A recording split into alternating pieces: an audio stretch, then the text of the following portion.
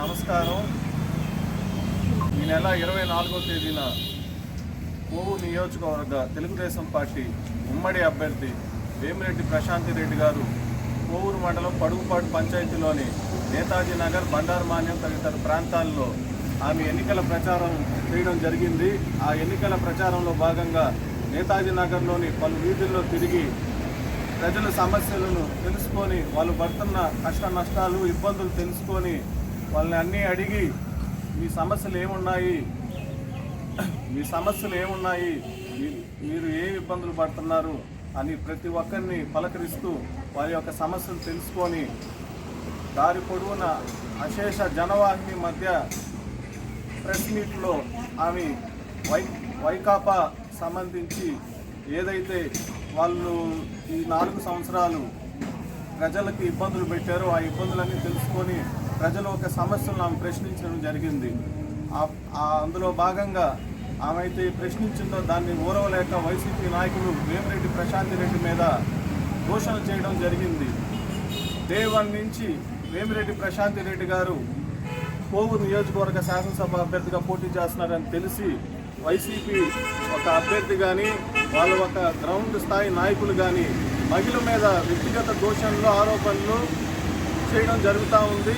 వాళ్ళని ఎదుర్కోలేక వాళ్ళని ఏ విధంగా ఎదుర్కోలేక కేవలం వాళ్ళని టార్గెట్ చేస్తూ నాతో సవాలుకి రా అని చెప్పి వైకాపా నాయకులు ఒక మహిళని ఈ విధంగా దూషించడం తగదు.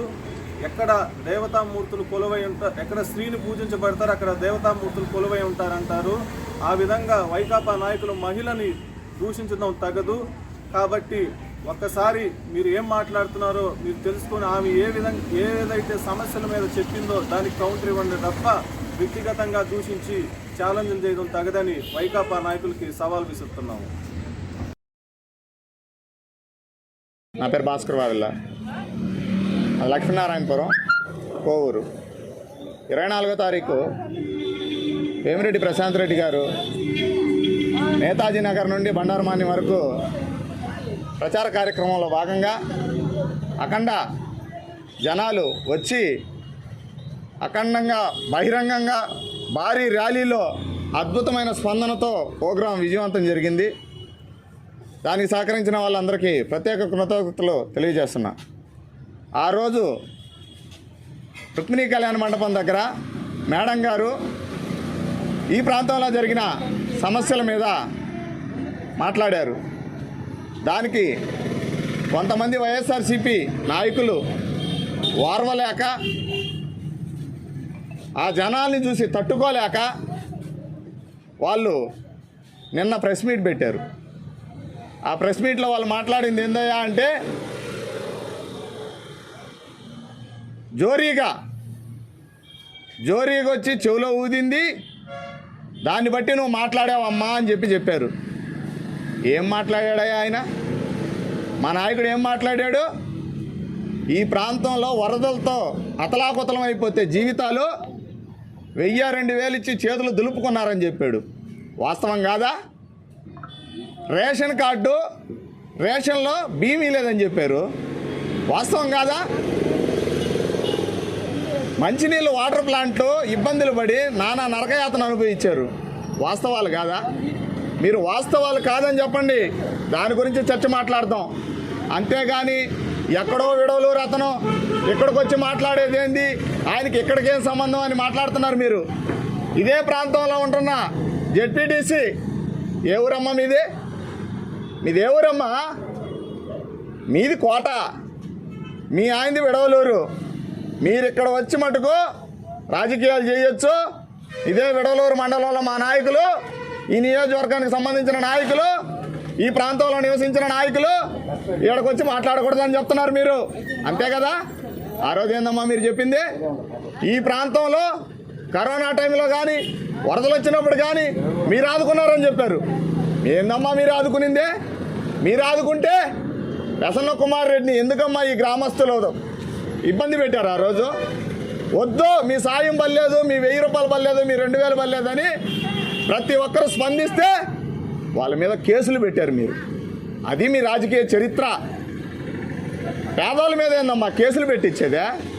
మీరు ఆ రోజు మాట్లాడారు నిన్న ఈ ప్రాంతంలో వైఎస్ఆర్సీపీ ప్రకటన ఆ రోజు జరిగిన వరదల్లో మేము సేవా కార్యక్రమాలు చేసామని. మీరు కాదమ్మా సేవా కార్యక్రమాలు చేసింది, మీకు తెలుసో తెలీదో నేను చెప్తా ఈనమ్మా. Rural development trust RTD Anantapur దాని చైర్మన్ మంచు ఫెర్రర్ గారు ఆధ్వర్యంలో కోవూరు నియోజకవర్గంలో వరద బాధితులకి 2,60,00,000 రూపాయలు, ఏంది 2,60,00,000 రూపాయలు వాళ్ళ నిధులతో ప్రతి ఇంటికి 3,200 రూపాయలు నిత్యావసర సరుకులు వాళ్ళు ఇక్కడ డిస్ట్రిబ్యూషన్ చేశారమ్మా. మీరేం చేశారు? వాళ్ళు డిస్ట్రిబ్యూషన్ చేసిందే మీరేం చెప్పుకుంటారా? ఎంతవరకు న్యాయమైనట్టు అంటున్నా. ఆ రోజు వరదల్లో మీరు ఏం సాయం చేశారమ్మా? ప్రతి ఒక్కరిని ఫిషర్మెన్ కమ్యూనిటీ గ్రామాలు ప్రతి ఒక్కరు స్పందించి అందరినీ బాధ్యతాయుతంగా మేము అవతలకు చేరవేశాం. ఏం ఇబ్బంది చేశామమ్మా? మా మీద ఆ రోజు కేసులు పెట్టారు మీరు. మీకు ఎవరైతే వ్యతిరేకంగా మాట్లాడినా మీకు చెప్పిన మాట ఎవడు వినకపోయినా వ్యక్తిగత విమర్శలు దేనికి చేస్తున్నారో నాకు అర్థం కావట్లా. ఒక ఆయన గురించి చెప్తున్నా నేను. ప్రశాంత్ రెడ్డి కంటే రాజకీయంగా ముందున్న వ్యక్తి, పండిపోయిన రాజకీయ నాయకుడు ఈడొకడున్నాడంట. ఆయనకి చెప్తున్నా, ఏందయ్యా నువ్వు చెప్పింది? ఒక చిన్న రిమార్క్ ఉన్నా కానీ నేను తలంచుకుంటాను అని చెప్పావా లేదా? డ్రైనేజీ కాలువ శ్రీరామాలయం పక్కన నేతాజీ నగరు మీరు ఆ రోజు 33 లక్షల కాంట్రాక్ట్ ఇచ్చారు. దాన్ని ఏం చేశారా మీరు?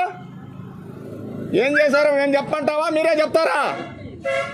దేనికైనా ముందు వెనక చూసి మాట్లాడాలా. ఆ రోజు విడవలూరు అతను వచ్చి ఏడొచ్చి చేసేది ఏందన్నారు. ఫోటోలు ఇవ్వండి.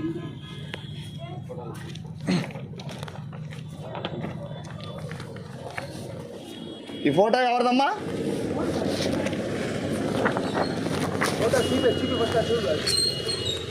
ఈ ఫోటోలో కనబడుతున్న వ్యక్తి ఎవరు? ఆ రోజు కరోనా టైంలో ఈ ప్రాంత ప్రజలకి నిత్యావసర సరుకులు ఇచ్చింది మా నాయకుడు. ఆ రోజు మీ గవర్నమెంట్లో పేద ప్రజలందరికీ మనం సాయం చేద్దామనంటే ప్రసన్న కుమార్ రెడ్డి ఆధ్వర్యంలో మా నాయకుడు తీసుకొచ్చి సేవా కార్యక్రమాలు చేశారు. ఇది వాస్తవం కాదా? వాస్తవం కాదా అని అడుగుతున్నా.